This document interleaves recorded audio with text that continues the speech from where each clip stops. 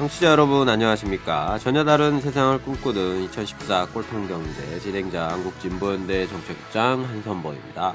우리사회연구소 연구원 백남주입니다. 네, 꼴통경제 올해 9번째 시간입니다. 오늘 시간에는 이 최근 원달러 환율 하락 추세와 관련해서 좀 살펴보고, 두 번째로는 일본의 이 소비세 인상 문제에 대해서 살펴보겠습니다. 방송을 들으시면서 궁금하신 점이 있으신 분들은 이 팟캐스트 포털인 이 팟빵 홈페이지로 들어오셔서 검색창에 꼴통경제를 검색을 하신 후에 저희 페이지에서 질문을 남겨주시기 바랍니다. 자, 그러면 2014 꼴통경제 9번째 시간 시작하겠습니다. 이번 시간에는 최근 빠르게 하락하고 있는 원달러 환율에 대해서 살펴보겠습니다. 한국장님, 그저께 환율이 오랜 저지선이었던 이 1,050원 선 아래로 내려왔고 오늘은 1,030원대로 이렇게 하락한 걸로 나오고 있는데요.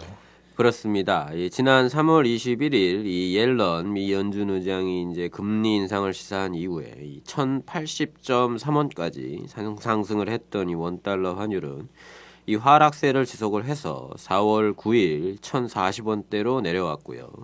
어제 10일에는 1,030원대에 진입을 했다가 이 당국의 구두 개입으로 이 1,040원을 살짝 넘었었고, 오늘은 이제 1,040원 아래로 내려가서 1,035원을 기록을 했습니다. 그래서 1,030원대로 진입을 했죠.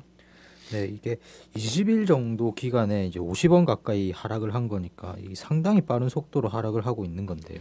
네, 그렇습니다. 이 1,050원에서 1,060원 수준까지 내려온 건 이제 옐런이 의장의 발언 이후에 있었던 뭐 급등에 대한 되돌림 현상이다. 뭐 이렇게 볼 수 있을 텐데, 지금 상황은 또 그 아래로 내려가고 있는 상황이니까 뭐 그간의 추세를 이탈하고 빠르게 내려가고 있는 거다. 이렇게 보실 수가 있겠습니다. 네, 그렇다면 이렇게 빠르게 환율이 하락하고 있는 배경에는 좀 어떤 것들이 있겠습니까? 네, 무엇보다 이 환율이 아직 높은 수준이라는 점이 있을 겁니다. 저희 방송에서 적정 환율을 뭐 달러당 950원 정도로 추산한다 이렇게 말씀을 드려왔는데요. 뭐 여전히 100원가량 높은 수준이죠. 그러다 보니까 여전히 환율이 하락할 여지가 남아 있다는 거죠. 그리고 작년에 이제 우리나라의 경상수지가 이 800억 불에 육박하는 흑자를 거뒀는데요. 뭐 사상 최대치였고요. 이런 부분 때문에 이제 우리나라의 환율이 여전히 높은 상태다. 뭐 이런 것들이 뭐 계속 증명되고 있는 상태인 거고요. 네, 저희가 누차 이제 강조드린 게 여전히 고환율이다라는 이제 거였는데요. 근데 이건 좀 이제 큰 차원, 이제 소위 이제 펀더멘털이라는 측면에서의 배경인 것 같고, 보다 좀 단기적으로 최근 하락 상황의 배경에는 어떤 것들이 있는지 좀 말씀해 주십시오. 예. 일단 뭐 가장 큰 변수인 이 국제투기자본의 움직임입니다. 일단 옐런의 금리 인상 발언 이후에는 또 이제 금리 인상이 또 늦어질 거라는 걸 또 시사하는 발언이 나오고 뭐 이 통화정책회의 의사록이 공개가 되고 이러면서 이제 그런 분위기가 좀 완화가 됐고, 또 신흥국들의 위기도 좀 다소 소강 상태를 보이고 있고요. 무엇보다 뭐 우리나라의 거시경제 지표가 상대적으로 뭐 양호하고 뭐 이런 차별화되는 상황도 좀 있고요. 그러다 보니까 이제 국제 투기자본들이 좀 쏟아져 들어오고 있는 좀 상황입니다. 그래서 외국 투기자본이 최근 국내 증시에서 이 3월 26일부터 10일까지 2조 5,679억 원을 순매수를 했고, 이게 이제 환율 하락의 주요한 요인으로 작용을 했습니다. 네, 이제 언론에 보면 이제 또 이제 정부가 환율 하락을 용인하고 있다라는 기사들이 계속 나오고 있는 상황인데요. 예, 그렇습니다. 환율이 1,050원 아래로 내려간 가장 핵심적인 요인은 이 정부가 환율 방어에 소극적이었기 때문이라고 보는 게 맞을 겁니다. 그동안 정부는 1,050원 선에서 구두 개입이나 물량 개입을 해서 이 하락을 저지를 해왔는데, 최근에는 이런 모습이 잘 안 보인다는 거죠. 그래서 최근 이 현우석 경제부총리는 우리는 환율 수준이 아니라 변동 속도에 관심이 있다라고 발언을 해서 일정 정도의 환율 하락을 뭐 내버려 두겠다라는 입장을 나타냈습니다. 네, 그동안 이 고환율을 위해서 악착같이 환율 방어를 했던 정부가 왜 이런 모습을 보이는 건가요? 뭐 아주 단적으로 말하면 뭐 미국 눈치를 보고 있다 이렇게 말씀드릴 수가 있을 것 같습니다. 이 오바마 대통령이 25일에 방한을 하지 않습니까? 그런데 지금 우리나라 정부에서 적극적으로 환율 방어를 하게 되면 이제 뭐 한미 정상회담에 이제 환율 조작 문제가 이제 의제가 되는 거죠. 이렇게 되는 건 이제 막아야 되겠죠. 그리고 4월에는 미국의 재무부의 이 환율 보고서가 발표가 됩니다. 그동안 이 미국은 이 환율 보고서를 통해서 이 한국 정부의 환율 방어에 대해서 이 불편한 심기를 비춰왔었는데요. 이런 상황에서 이제 한국 정부가 이 보고서가 마무리되고 있는 기간에 대놓고 환율 방어를 하기가 어려운 거죠. 또 이제 이런 부분을 모를 리가 없는 이 국제 투기 자본들이 이제 증시로 몰려들면서 시세 차익과 환차익을 한꺼번에 노릴 수 있는 시기라는 판단을 하지 않았을까 하는 뭐 약간은 좀 음모론적인 이런 풀이도 할 수 있을 것 같습니다. 그러니까 이 재무 환율 보고서 때문에 한국 정부는 환율 방어를 하기가 좀 어려울 거고, 그리고 주가가 약간은 낮은 수준이고 이러다 보니까 한번 밀어볼까 이런 생각이 든다는 든다는 거죠. 네. 그런데 한편으로는 이 정부가 수출 내수 균형 정책을 위해서 뭐 환율 하락을 용인하는 거 아니냐 이런 이제 좀 분석들도 있는 것 같은데요. 예. 제가 보기에 그런 부분은 뭐 정부가 이참에 뭐 여론의 환심을 좀 사보자 하는 뭐 언론 플레이가 아닌가 이렇게 생각을 하고 있습니다. 정말 수출 내수 균형을 추구해서 이 환율 하락을 용인을 했다면 벌써 그렇게 했었어야죠. 뭐 어쩔 수 없이 방어를 못하는 상황에서 뭐 명분이라도 얻자 뭐 이런 것 같고요. 네, 그렇게 본다면 이제 조금 지나면 정부가 또 환율 방어를 하게 될 가능성이 높고 그렇다면 하락폭이 또 제한될 거라는 전망이 가능할 것 같은데요. 예, 뭐 그렇게 보는 게 맞을 것 같다. 저도 그렇게 봅니다. 예, 지금까지 뭐 박근혜 정부 정책 대부분이 뭐 그런 식이지 않았습니까? 뭐 좋게 봐준다면 뭐 민생을 위한 정책을 좀 펴려고 했는데 핵심 지지 기반의 반발이 워낙 거세서 관철을 못 시킨 거고, 냉정하게 본다면 뭐 그냥 척하기만 한 거죠. 네, 앞으로 또 이제 각종 경제 기사에서 환율 때문에 또 죽겠다 뭐 이런 아우성들이 많이 나올 것 같은데요. 예, 그렇겠죠. 이미 뭐 많이 나오고 있고요. 뭐 너무 많이 겪는 일이고, 이제 국민들도 이제는 뭐 고환율의 심각성을 많이 알게 돼서 점점 약발이 떨어지고 있기는 한 것 같습니다. 이제 죽겠다는 아우성 그 언론 기사 뒤에 댓글 달리는 걸 보면은 다 이게 뭐 여전히 환율은 높은 수준이고 더 내려가야 된다 이런 전제 아래 쓰인 댓글들이 굉장히 많습니다. 예. 그런 부분들을 뭐 보실 수가 있고요. 이제 그런 뭐 정부나 이제 재벌들은 뭐 그런 여러모리를 통해서 이제 또 고환율 정책을 이렇게 강화해 나가려는 이런 움직임이 뭐 발생하겠죠. 뭐 그런 부분들을 뭐 계속 경계해 나가야 될 것 같습니다. 네, 지금까지 최근 원달러 환율 하락 문제에 대해서 살펴봤습니다. 한국장님 수고하셨습니다. 네, 감사합니다.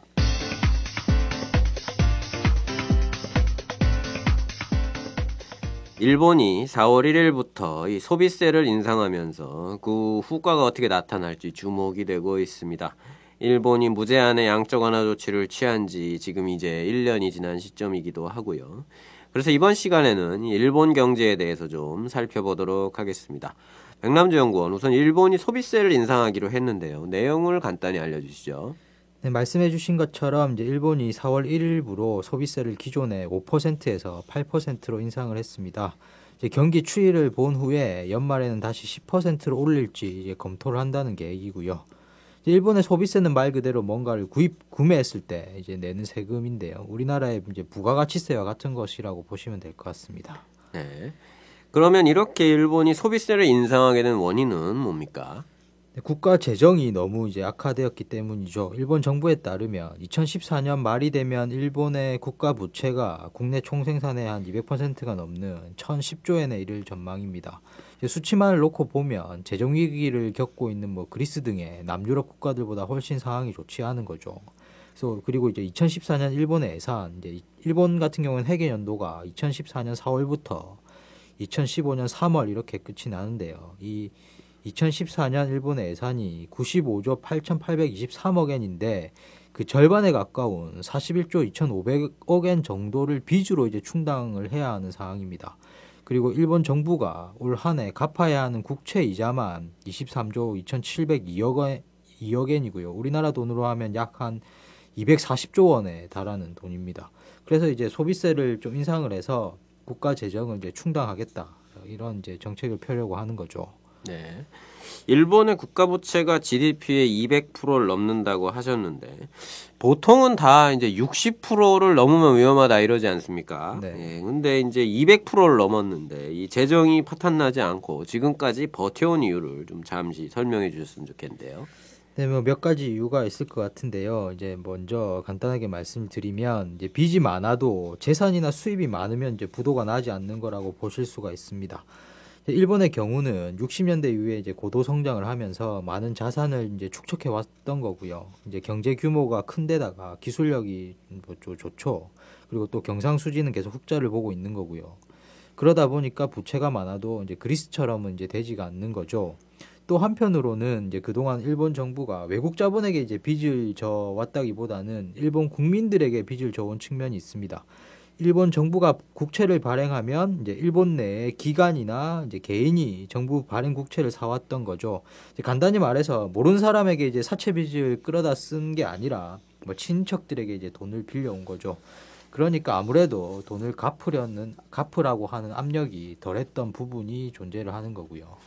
네, 뭐 엔화라는 게 이제 국제 결제 통화다 보니까 이 뭐 돈을 찍어내도 뭐 견딜 수 있는 부분이 또 있다. 뭐 이렇게 보는 부분도 있을 수 있을 것 같습니다. 네. 예, 한편으로는 그렇고요. 일단 좀 그렇지만 이제 이게 뭐 재정이 뭐 좋은 건 아니지 않습니까? 이렇게 일본의 재정 상황이 계속 악화되고 있는 이유는 어디에 있습니까? 네, 이 다들 아시겠지만 그동안 일본은 이제 잃어버린 20년이라고 하는 이제 경기 침체기를 계속 겪고 있는데요. 이제 부동산 거품이 붕괴되면서 기업과 가게가 막대한 이제 자산 손실을 받고요. 이로 인해서 기업과 가게의 소비, 이제 민간 소비가 크게 위축이 되었죠. 그러다 보니까 이 위축된 부분을 정부가 재정으로 이제 메우게 된 거고, 그러면서 재정 적자가 크게 이제 늘어났습니다. 그리고 경기 둔화에 따른 이제 세금이 많이 거치지 않았던 거고요. 그리고 일본은 이제 또 고령화가 심각한 나라지 않습니까? 이제 당연히 복지 지출이 이제 늘려야 복지 지출을 할 곳이 이제 많아졌을 테고요. 뭐 이런 전반적인 부분에서 재정 상황이 악화된 거라고 볼 수가 있을 것 같고요. 근데 또 최근에는 그동안 아베 정부가 경기 부양을 위해서 국가 재정 지출을 늘려온 것도 이제 문제가 되고 있는 거죠.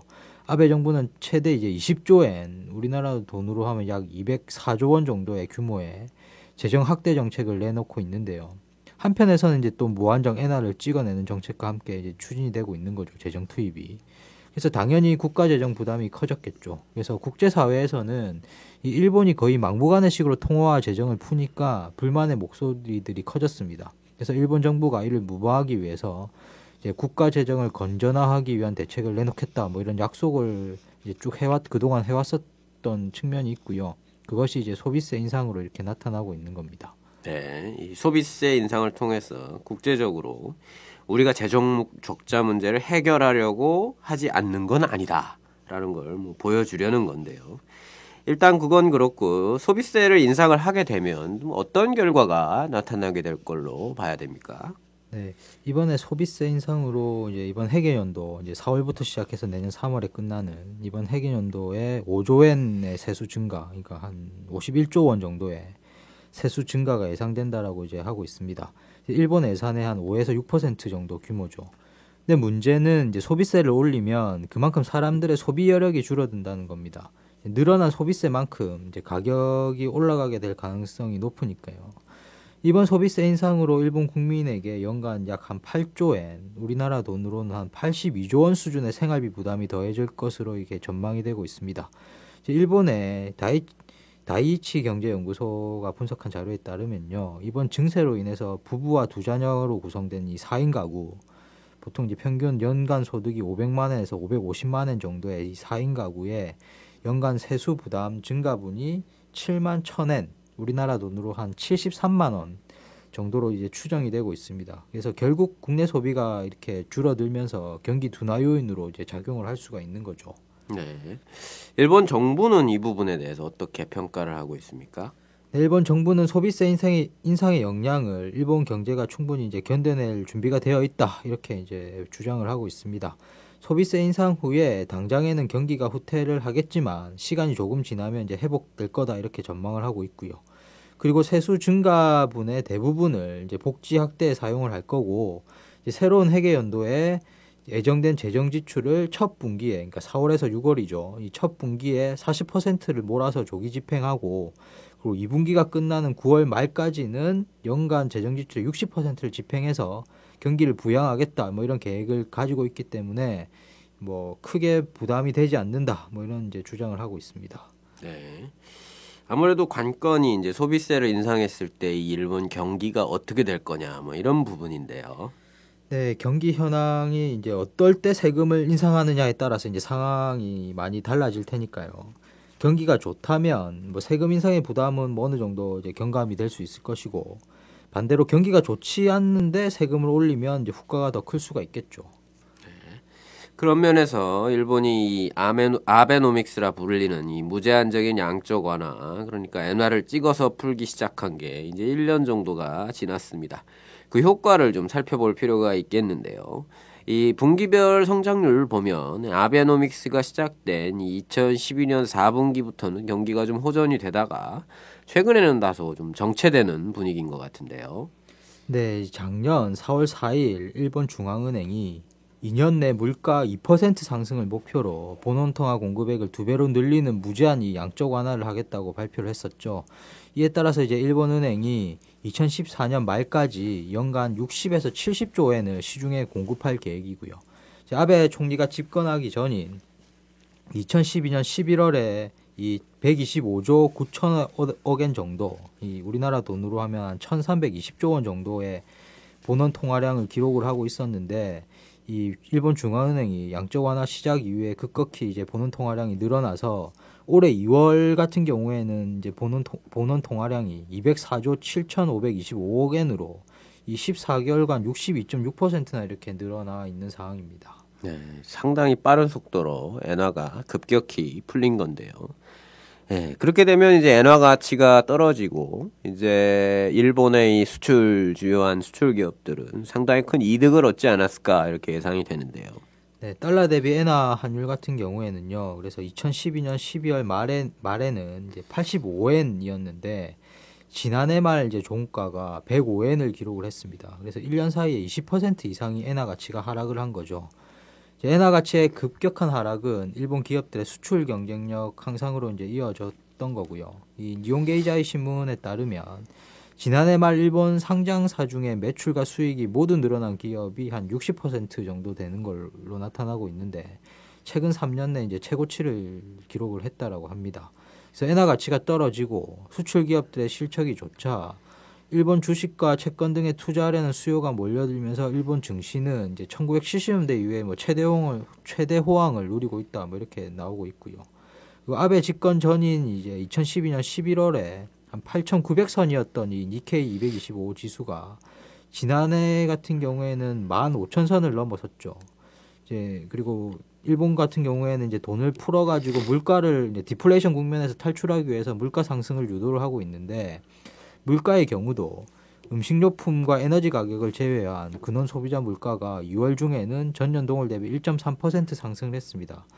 원래 목표치가 2%인데 아직 2%에 도달해 있진 않지만 소비자 물가가 9개월 연속 이렇게 상승하는 모습을 보이고 있고요. 예, 여기까진 좋은데 문제는 이 최근 일본이 무역 수지 적자를 계속 보고 있고 기업들의 실적이 이제 전체 국민들에게 이게 분배가 되느냐 뭐 이런 문제가 제기가 되고 있는데요. 네, 이 엔화 가치가 이제 떨어지니까 이제 수입 물가가 오르게 되겠죠. 이제 수입 물가 상승은 이제 무역 수지 적자로 이어져 오고 있는 상황이고요.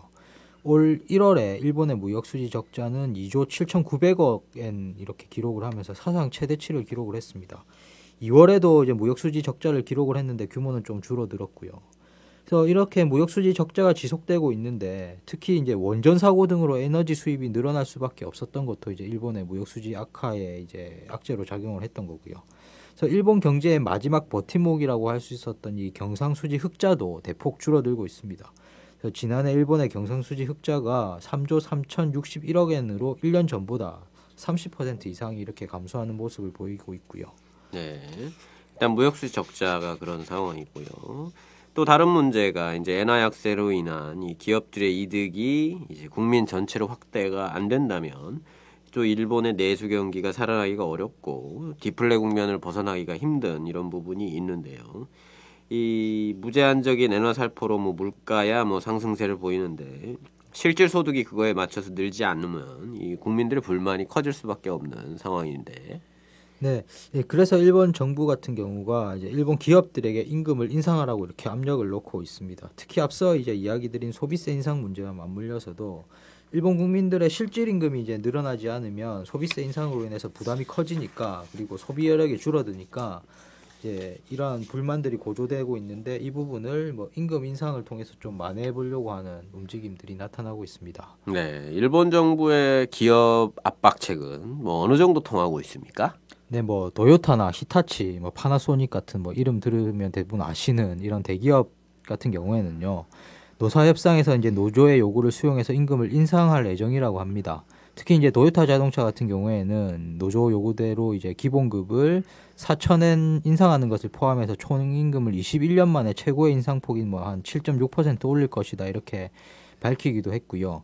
하지만 이제 정부의 압력에도 대기업들의 평균적인 인상률은 한 대략 한 3% 정도로 이제 예상이 되고 있습니다. 이 3% 수준 정도가 되면 이제 겨우 소비세 인상에 의한 소비 위축을 상쇄할 수 있는 정도가 되지 않겠냐, 이렇게 평가가 되고 있고요. 네. 이 뭐 일본의 뭐 굵직한 대기업들도 있지만 문제는 이제 일본의 전체적인 임금이 이제 어떻게 되느냐 뭐 이런 부분일 텐데요. 네, 그렇겠죠. 뭐 우리나라도 뭐 삼성, 현대차 임금 오르는 게 뭐 오르는 게 다가 아니고 전체적인 뭐 중소기업들까지 포함한 임금이 어떻게 되는지를 살펴봐야 될 것 같은데요. 일본 노동자들 역시 마찬가지로 대다수가 속한 중소기업의 임금 인상률은 매우 이제 미미한 실정입니다. 그에 따라서 일본 기업들의 이제 임금 인상률은 결국 이제 1% 정도에 불과할 것이다, 이렇게 전망이 되고 있고요. 중소기업들 같은 경우에는 대기업만큼 수익이 크지 않은 데다가 대기업들의 임금 인상을 위한 이제 비용 절감 때문에 이제 이 대기업들이 하청업체에게 이제 부담을 전가하고 있는 거죠. 이런 상황이 있기 때문에 중소기업들의 임금 인상률은 상당히 미미하고, 그래서 전체적인 임금 인상률도 그렇게 크게 높지 않은 상당히 미미한 수준에 그칠 거로 이렇게 보여지고 있습니다. 네, 뭐 지금까지 보면 뭐 실제 이 뭐 일본의 기업들의 실적 호조가 뭐 일본 전체로 확산되고 있다 이렇게 보기는 좀 어려울 것 같고요. 이 아베노믹스의 원래 목표가 이 기업 실적 개선이 임금 인상으로 이어져서 그게 소비를 증가시키고 그게 디플레를 탈출하게 만드는 이제 동력으로 작용한다 뭐 이런 거였는데 이런 식의 어떤 선순환 고리가 아직은 뭐 형성되어 있어 보이지는 않습니다. 네, 그렇습니다. 이제 일본 국민들의 실질적인 구매력이 늘어나지 않는 상황에서 이제 소비세 인상의 효과는 일본 정부의 낙관적 전망과는 다를 가능성이 이제 커 보이고요.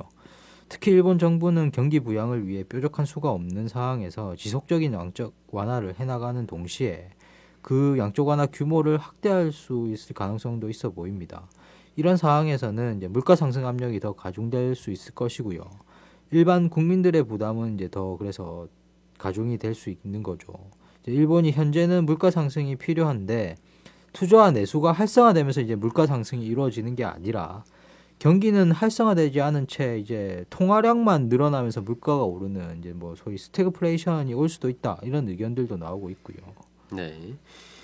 이렇게 이제 일본 정부 의도대로 경기가 활성화되고 있지는 못하는 상황인데요. 뭐 무역 수지 적자가 갈수록 늘어나고 있는 그러면서 이제 시간이 갈수록 아베노믹스의 효과도 떨어지는 것 같고요. 그리고 이제 기업들의 실적이 호조를 보인다고 하지만 이 대기업들이 이제 해외 공장이 굉장히 많지 않습니까? 일본 같은 경우는. 네. 그렇다 보니까 이제 수출 확대 효과라는 것도 제한적일 수 있을 것 같고요. 이런 상황에서 좀 뭐 소비세를 인상한다 이러면 이게 이제 경기를 더 후퇴시키지 않겠는가 이런 전망을 하는 게 더 이 정상적일 것 같은데요. 네, 그렇습니다. 이제 그래서 이제 결국에는 일본 경제가 활성화되려면 구조적인 개혁이 필요할 텐데요. 이를 이제 아베노믹스의 세 번째 화살로 이렇게 이야기를 하고 있고요. 그런데 뭐 지금까지 나오는 것들을 보면 별다른 뾰족한 이제 해법을 내놓고 있지는 못하는 상황입니다. 뭐 법인세이나 자유무역협정 확대 등을 이야기를 하고 있는데 뭐 새로울 것이 없는 이제 논리인 거죠. 뭐 퇴조하고 있는 이 신자유주의적인 경제 정책들이 뭐 주로 세 번째 화살에 들어가 있는 것 같은데요. 네, 그렇습니다. 이제 일본 정부는 소비세 증세로 인한 경제 위축을 막기 위해서 현재 한 35.6% 수준인 법인세를 뭐 한국이나 중국과 비슷한 수준으로 낮추는 방안을 이제 추진 중입니다. 감세를 통해서 기업의 고용 창출과 임금 상승을 유도하겠다. 뭐 이런 이제 정책인데요. 이제 감세 조치가 국가 재정만 악화시키고 고용에는 효과를 보지 못했다는 것은 이미 이제 뭐 많은 국가들이 이제 경험해 왔던 거죠. 게다가 재정 건전화를 위해서 모든 일본 국민들이 무차별적으로 이제 부담하는 소비세를 올렸는데 대기업에게 혜택이 주로 돌아갈 이 법인세는 깎아준다는 것이 이제 앞뒤가 맞지 않는다는 이런 비판들이 많고요. 결국에는 이 아베노믹스란 것이 뭐 대기업 챙겨주기 아니냐라는 비판도 이제 나오고 있습니다. 네. 예, 소비세 인상이 일본 경제 구조적 개혁으로 이제 연결이 돼야 문제가 없을 텐데 그 구조 개혁이 이제 법인세 인하나 자유무역 협정, 뭐 부자 감세, 서민 증세 뭐 이런 기조로 그렇게 간다면 뭐 그 전망이 뭐 그렇게 좋다 이렇게 보기는 좀 어려울 것 같군요. 네. 지금까지 일본의 소비세 인상과 관련된 이런저런 뭐 여러 가지 상황을 살펴봤는데요.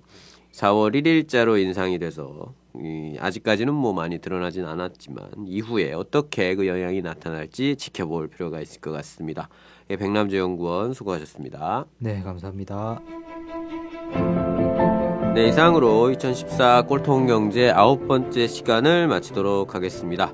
청취자 여러분, 다음 주에 뵙겠습니다. 안녕히 계십시오. 안녕히 계십시오.